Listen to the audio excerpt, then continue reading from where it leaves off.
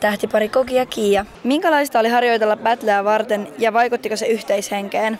Se vaikutti oikeastaan positiivisesti yhteishenkeen, koska yhtäkkiä ollaan taas niinku tiimin kanssa, ihmisen kanssa, ketä vastaan ns. Niinku tanssitaan. Niin todellakin se vaikutti myös tosi positiivisesti. Meillä oli hirveän kivaa. Kyllä. Ja oli yhdet treenit kanssa niinku todella myöhään, joskus 9:30 alkaa illalla. 10 illalla ja lopetettiin vähän ennen 12 yöllä. Joo. Ja nyt kun on enää kisaa jäljellä muutama viikko, mitä erityisesti vielä odotatte? No. Me odotetaan sitä, meillä on finaalis niin älytön numero, että jos me päästäisiin finaaliin saakka, niin me puhutaan sitten Kiian kanssa, että me halutaan näyttää tää kaikille, tää meidän viimeinen tanssi, se vikatanssi, siis me vaan puhutaan sit hirveän paljon, Niin se on showstopperi.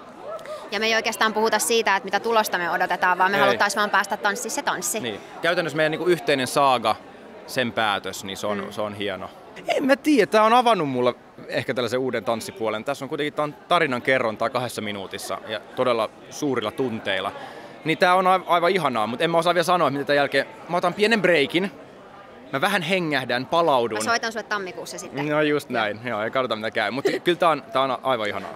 Pelinä meillä on tänään kumpi todennäköisemmin. Ja ensimmäisenä kysymyksenä, tuo kahvit ja pullat Kisikselle koko porukalle. Kiia. Joo, minä. Kiia. Pitää tanssiteemaiset pikkujoulut. Kiia. Minä.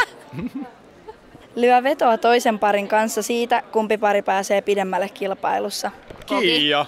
Se ole sinä. Anssin kanssa. Sinä vedät. Minä en uskalla ikinä vetää mitään vetoja. No okei, mä tykkään kyllä vähän kämpaa. Joo, okei, fine. Mä voin ottaa sen. Heittää voltin jossakin tulevista lähetyksistä. No en mä uskalla volttia, varmaan Kiia. Se on pakko, mun on pakko, jos joku, niin mä heitän sut sit volttina. Mutta... Ei, kyllä sä voit sen tehdä. No mä voin ottaa sen vastaan. Kuperkeikka. Ja sitten vielä lopuksi, että lähtee Balille lomalle kisan päätyttyä. No melkein Kiia. Mä lähden Malediiveille. Melkein se on aika lähellä. Niin kyllä se tää daami on. Okei, kiitos paljon haastattelusta.